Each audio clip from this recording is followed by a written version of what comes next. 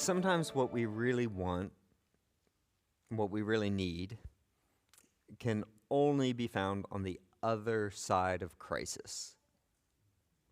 Jesus describes it this way. He says there's this guy who really wants a fig.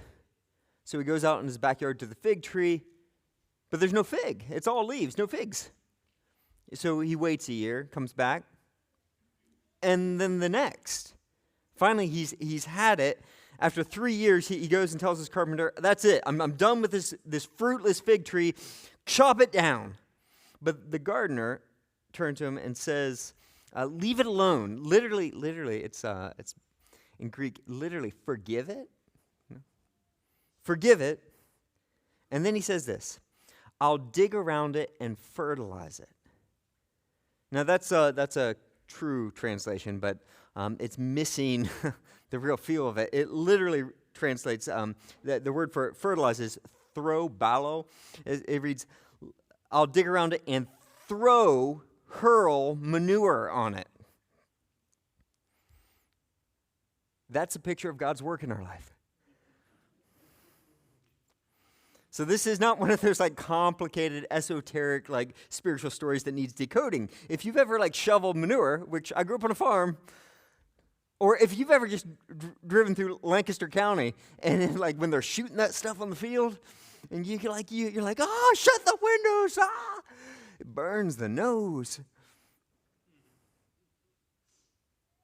Manure stinks and is life-giving. Sometimes God's grace is like that. It'll burn your nose. Sometimes God's kindness feels like Jesus digging in and piling it on. Sometimes the love, joy, the fruit that we long for can only be found on the other side of crisis and hardship. I recently stumbled upon the work of a guy named Paul Taylor. Get this. He's a military survivalist turned physiologist, neuroscientist. And he wrote this wonderful little book called Death by Comfort.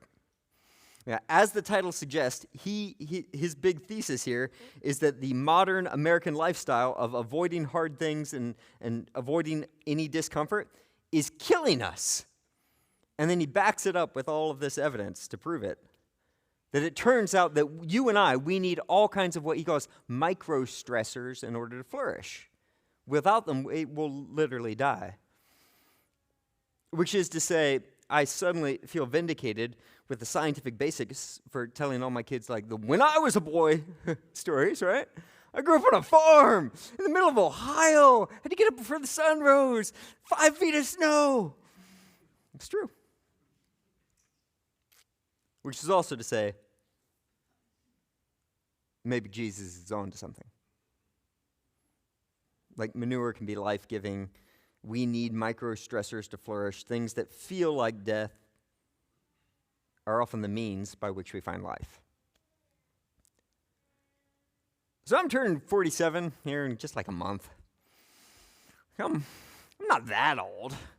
I'm old enough, endurance training now for me looks like making it through an entire night without having to get up to go to the bathroom.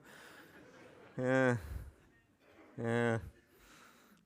So I don't know why it's taken me this long to get this.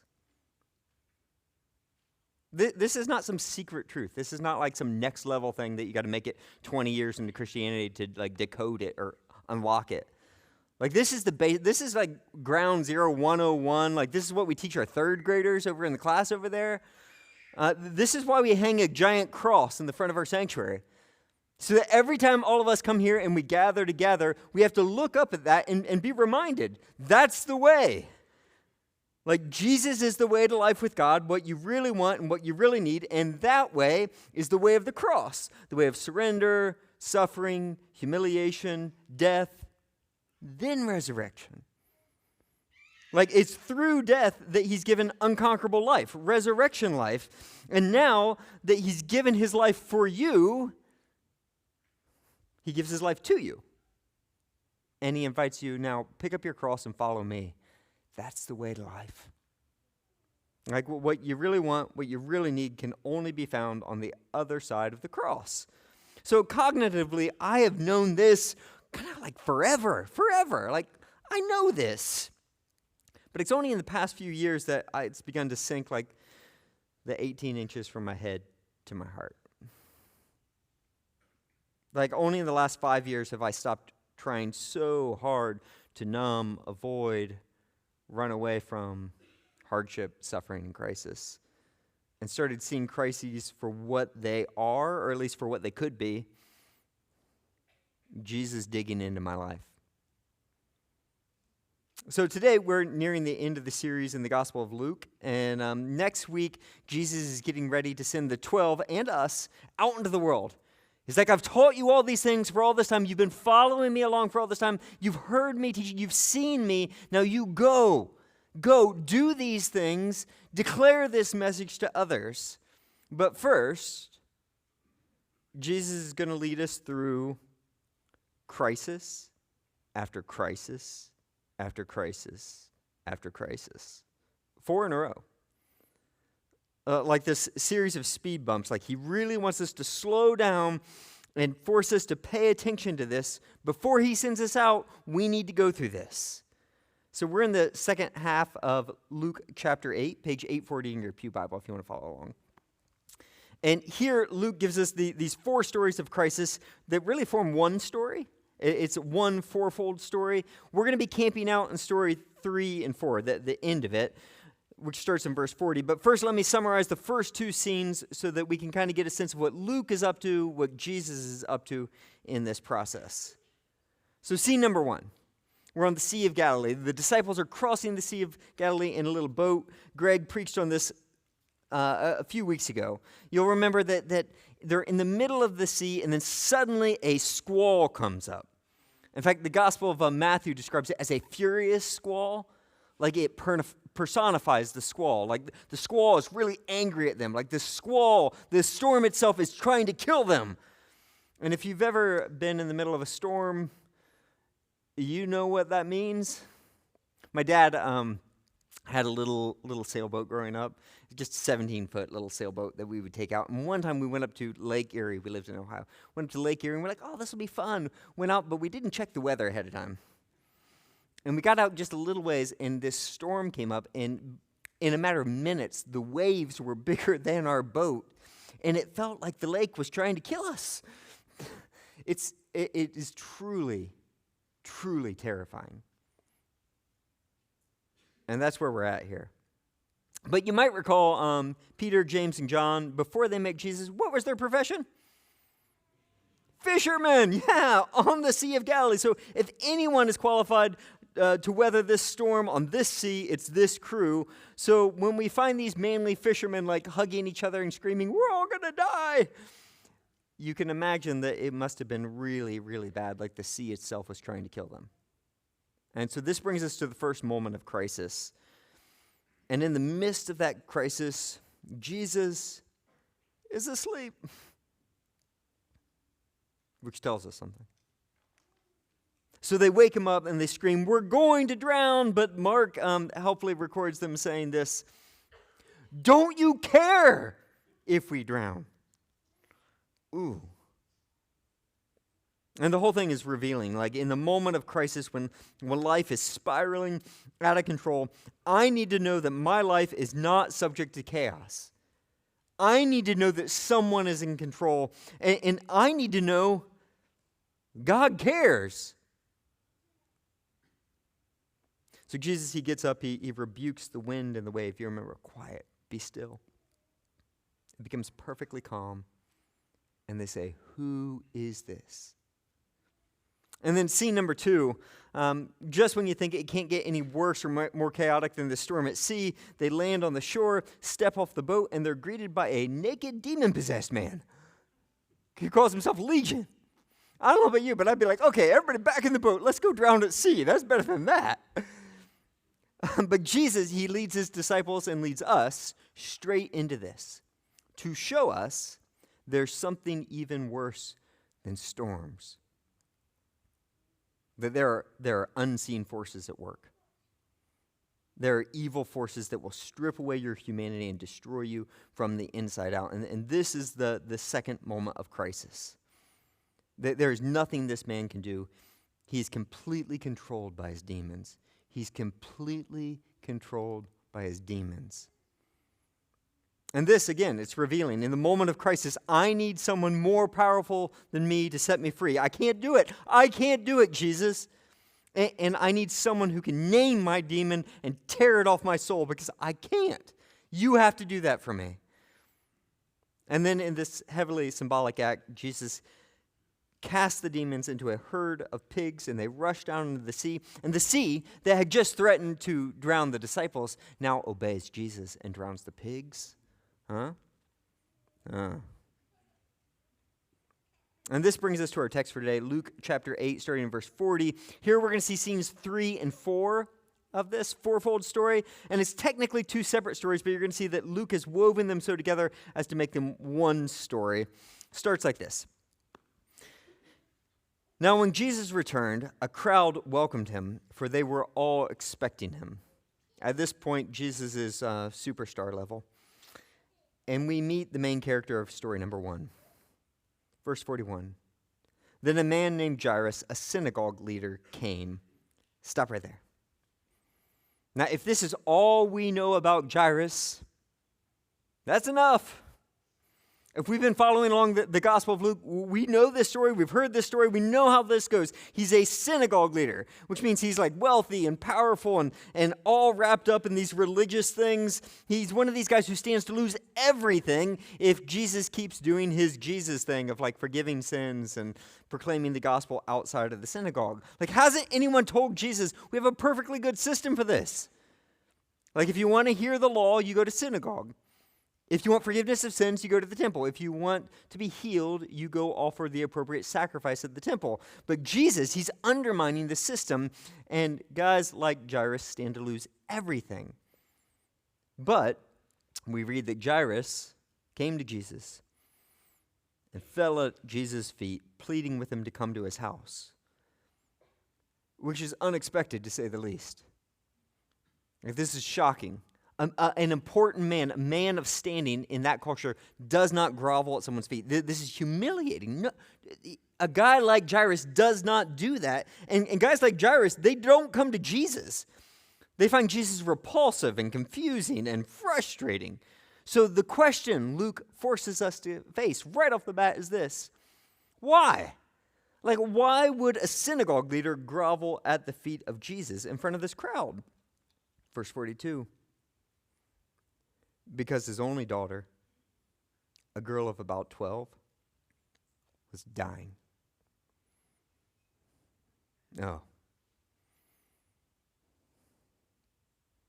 So it was a Thursday night. I remember that because our church leadership meetings were always on Thursday nights. And I was the staff representative at the deacon meeting at the big church I attended in Dallas. And this meant I went to the meeting where we had to make all the big decisions about like the types of insurance we would have and contractors and, HVAC things. And I let me say, I am so deeply grateful for groups like that in churches. But for me, it felt like Dante's fifth level of hell. All right? So I was pleasantly surprised when I got a phone call that interrupted me in the middle of it. I was like, ha, praise God. So anyways, I see that my wife's calling. I step out for a second, and I'm like, hey, I'm in the middle of a meeting getting ready to make a presentation. Is this important? And Jenny's sobbing.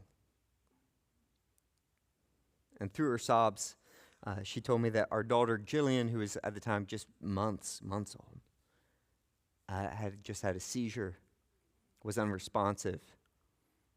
And I'm like, did you call 911? Did you call 911? And she's like, yeah, I called 911. The paramedics are here, and she can't talk anymore. She hands it to the paramedics. They tell me what's going on. They say, we're taking her to the hospital. And that's all I know. So I get in my car, and I'm driving downtown to Children's Hospital, and I'm full-on panic attack.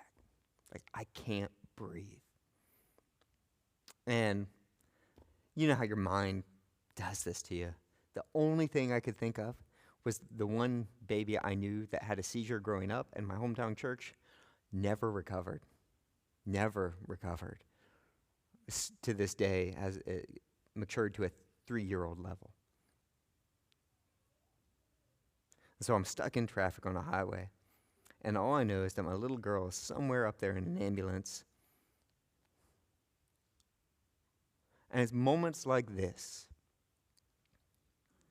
that break through in clarity about what life is really about. When you're there, when you get that call, when you're stuck in an ambulance or stuck following an ambulance, suddenly all the things that, fill your life, fill your schedule, fill your mind, just don't seem so important anymore. Suddenly all the things that seem so absolutely big, they're not. So Jairus, he's not supposed to come to Jesus. A guy like Jairus, he does not do that. If he were to follow Jesus, he stands to lose everything: his wealth, his power, his position, his friends, his reputation. But when your daughter is dying, you don't care. You don't care about any of that. None of that matters anymore. So he steps out in front of the crowd and he begs Jesus to come to his house. Like, I don't care about my reputation. I don't care about my position. Will you just save my little girl? As Jesus was on his way, the crowds almost crushed him. And here, in the middle of the crowd, we meet the next main character. And a woman was there who had been subject to bleeding for 12 years, but no one could heal her. Now, if this was all we knew about this woman, that's enough. She has some sort of uterine hemorrhage, which today would be highly inconvenient, but back then would be devastating. Like, her condition would be devastating, would ravage her life. There was no chance at a normal life. So just think on a hygienic level. Like, there's no change of clothes, there's no washing machine, there's no running water to clean up in. But that is so insignificant. It pales in comparison to the way that would affect her social life, the way she'd be treated by others. Like, according to the Old Testament law, she was unclean. And anyone and anything she touched became unclean. That's the way it worked. So her condition was treated like the plague. She'd be quarantined, blocked from God, blocked from everyone, barred from the synagogue. No one could touch her. According to Leviticus chapter 15, it was like a contagion. It was like spiritual filth. So no one wants to be around this woman. No one's going to marry her. She would have no hope of having children. She is entirely alone in her suffering. And she's impoverished. There's an ancient textual note here that says she had spent all she had on doctors, and that's almost certainly true. So I want you to think about her economic situation here. In that world, men, if a woman wanted to gain wealth, she had to attach herself to a man, a father or a husband. She doesn't have that. So who's going to hire her?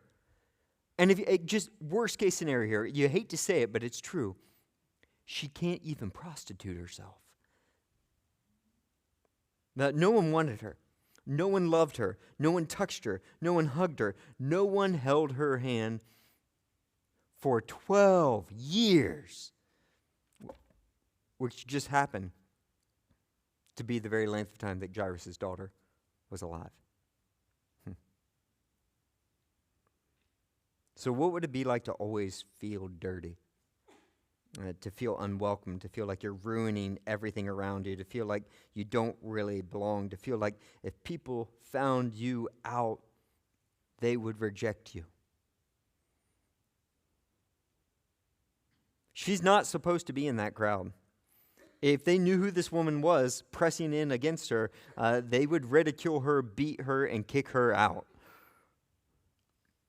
But when your suffering is that unbearable, you don't care. So she hides herself in the crowd, just hoping to touch Jesus, just hoping to get close to him. She came up behind him, touched the edge of his cloak, and immediately her bleeding stopped. "Who touched me?" Jesus asked. When they all denied it, Peter said, "Master, the people are crowding and pressing around you." Like, everybody touched you, Jesus. Thanks, Peter. But Jesus said, "Someone touched me. I know that power has gone out from me." And then the woman, seeing that she could not go unnoticed, Jesus wasn't going to let her go, came trembling and fell at his feet. In the presence of all the people, she told why she had touched him and how she had been instantly healed. Now, isn't this something? I want you to pay attention to this. When proud, wealthy synagogue leader Jairus came to Jesus, he had to humble himself. He had to grovel in front of everyone at the feet of Jesus. But when this poor, embarrassed, isolated woman hiding in the back of the crowd, when she comes to him, do you see what Jesus does here? He stops everything. He's in the middle of a legitimate emergency, going to save this little girl. Still, he stops everything. He says, no, we have to pay attention to this. We have to see this right now. He seeks her out. He finds her. And then he gives this woman his full attention. And this woman, who's tried to hide for 12 years, he pulls her out in the presence of all the people to stand and be recognized. So years ago, I was asked to help organize a junior Olympics for a homeless shelter, for these kids at a homeless shelter. I didn't think much about it. I was like, great, another church event. I'm good at these. So I pull this big thing together, and we've got all these games and these awards to participate in. We even had one of those little stands and little wreaths we would give them and little things we'd hang around their neck for gold, silver, bronze. Yeah, you get the idea, right? And so we have the first set of games, and it's a lot of fun. And then we have the first ceremony to award the prizes, and I'm just having a lot of fun with it. And we go up and we give the kids their awards, and I noticed, though, that the kid that got first place, when I gave him his award, he started crying. And I was like, shoot, did I do something wrong? What did I say? And I turned to one of the leaders at the homeless shelter, and I'm like, what's going on here? I want to learn from this so I don't do this to other kids. Am I going to make all the kids cry? And he told me that this is the first time this child had ever received an award, ever.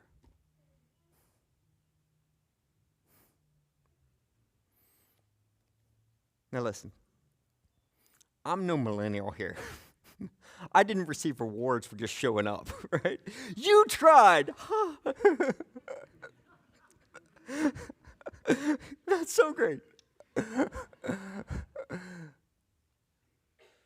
But I'd received awards, prizes, tons of them. And here was a child of God who'd never been asked to stand and be recognized. So Jesus does that for this woman. He makes Jairus humble himself and beg, but when this humble woman, when she's hiding in the back of the crowd, he pulls her out in front of her like he's so proud of her. Verse 48. Then he said to her, "Daughter, your faith has healed you. Go in peace." Listen, he calls her daughter. Like Jairus is super concerned about his 12-year-old daughter, but Jesus is just as concerned about this daughter of God who's been suffering for 12 years. And he doesn't just heal her, he meets her deep need. He gives her his full attention. He calls her daughter. He welcomes her into the family of God. He recognizes her, and then he sends her out with the promise of peace, shalom in Hebrew, wholeness. Like you don't have to live separate from God and others anymore. Like there's a new wholeness that I'm promised to give you, like in yourself, in your relationships, and with God. A wholeness that she's not known for at least 12 years. While Jesus was still speaking, someone came from the house of Jairus, the synagogue leader. "Your daughter is dead," he said. "Do not bother the teacher anymore." I can't imagine.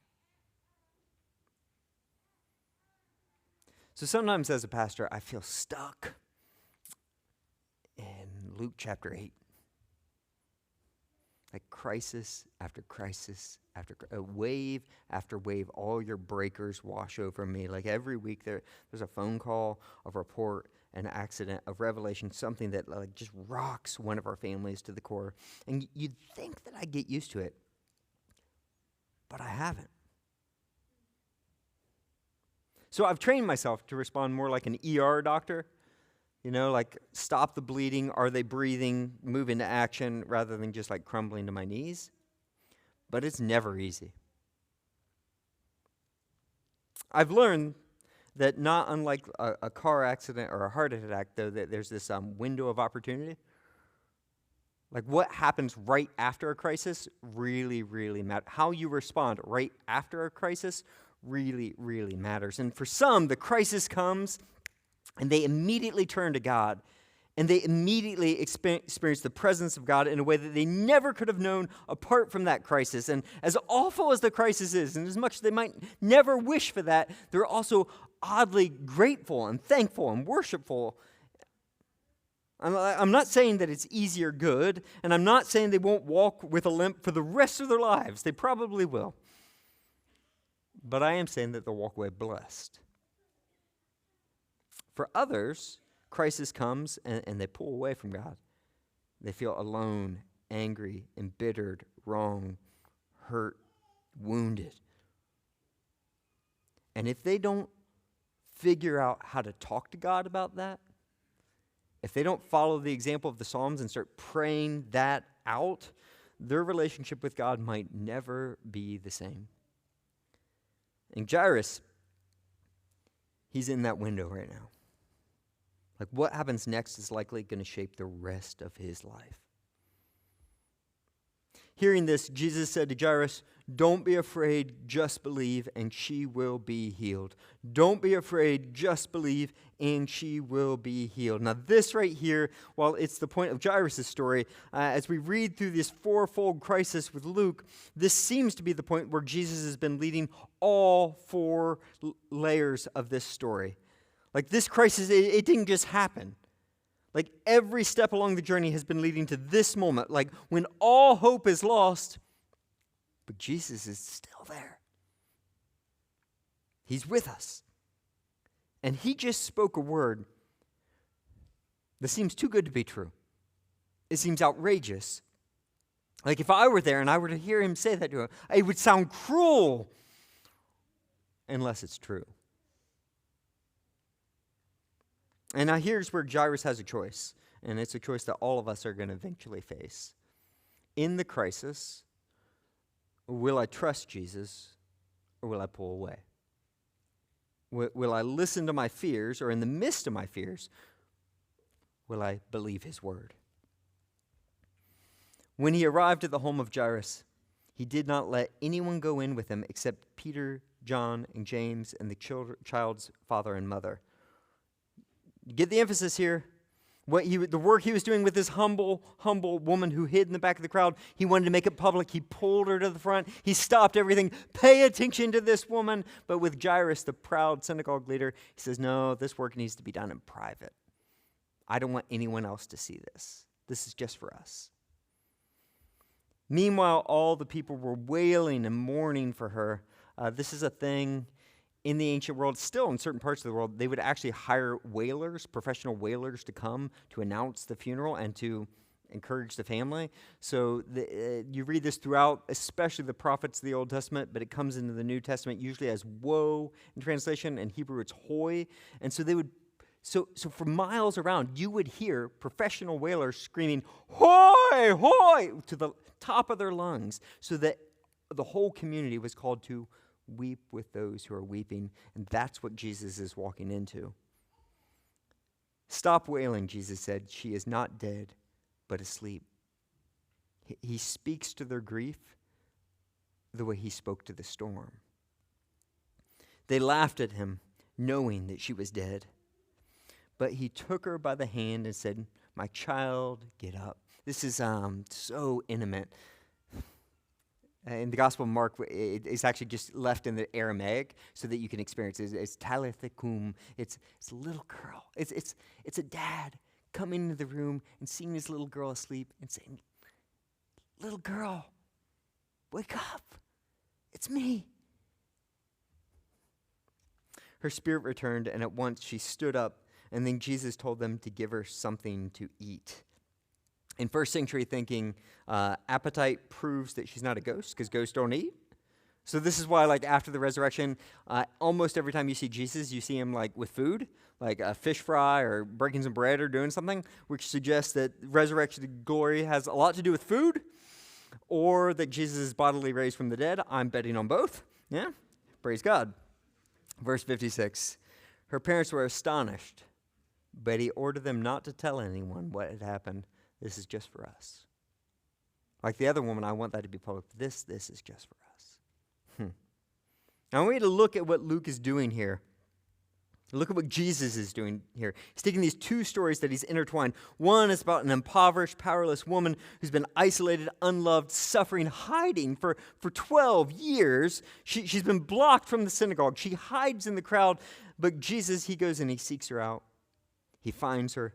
He pulls her in front of everyone. He publicly recognizes her. He calls her daughter, and he gives her a wholeness that she hasn't known in 12 years. The other is about a wealthy, powerful man whose 12-year-old daughter is dying. He's a synagogue leader. He has to publicly humble and humiliate himself in order to beg Jesus to save his little girl. And Jesus comes to him and privately does a work of God just for him and restores his family to wholeness. 2 women are given back their lives. 2 families are made whole again. For the poor and oppressed, they must stand and be recognized. For those with money and authority, they must bend the knee and then experience God's work in private. Fascinating. Beautiful. And with that, Luke has laid out his fourfold story to tell us one story that begs the question over and over and over again, where do you find yourself in this story? Because all of us, it's coming for all of us. So whether you're a follower of Jesus caught in a storm or someone who feels haunted and controlled by their demons, whether you're the most religious, wealthy, most powerful person in this room or in our community, or you're someone who you feel like you have to hide, we all hold these 2 things in common. One, crisis is coming for you. It's not if, but when. And 2, Jesus wants to meet you there. He has authority over the forces of chaos and evil, sickness and death. And just because I'm out of control doesn't mean he is. And just because he's allowing me to do this, go through this, doesn't mean that he doesn't care. That he is, there's no moment, even when he's hanging on the cross, there is no moment when Jesus is not perfectly in control. And while I might not know why he allows certain things, because he died for me, I can be sure, I can be confident that he cares.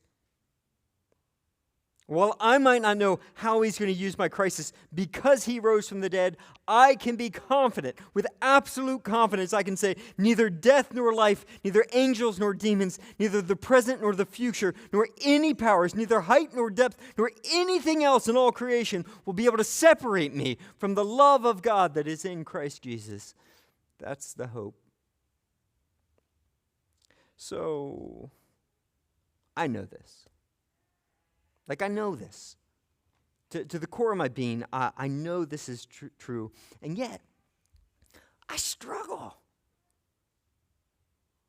Like, I just wish there was another way. Like, I find myself so tempted to avoid, to numb, to run away from crises, from hardship. So again and again and again, I have to stop and look up at the cross. And remember that what I most want and what I most need can only be found on the other side. That as terrible as the cross is, there's a reason why we call it wonderful. That this is how we know that no matter what comes, no matter what we suffer, Jesus is with us and Jesus loves us. So, if your life is absolutely charmed and you have no idea what I'm talking about today, bless you. I'm so happy for you. I really am. And I do not pray for crisis to come. No, that's dumb. In fact, I want to hang out with you. Maybe something that'll rub off. But I do have a suggestion. Take it for what it is. While you have time, because the clock's ticking, I would encourage you to start practicing surrender. Like, surrender your money, Surrender your relationships. Surrender your health. Surrender your life to God. Because the day is coming when you're going to have to.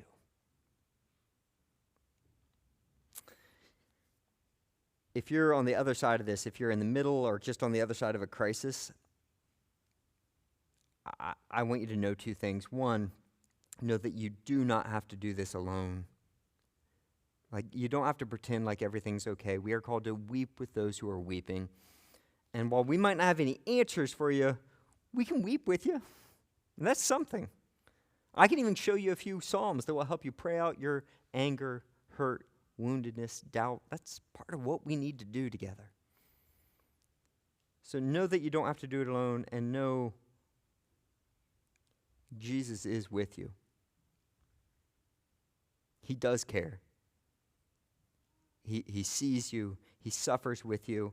And while I might not have any idea how Jesus wants to use this in your life, I know that He is for you. He's for you. He died for you. He loves you. You can trust Him.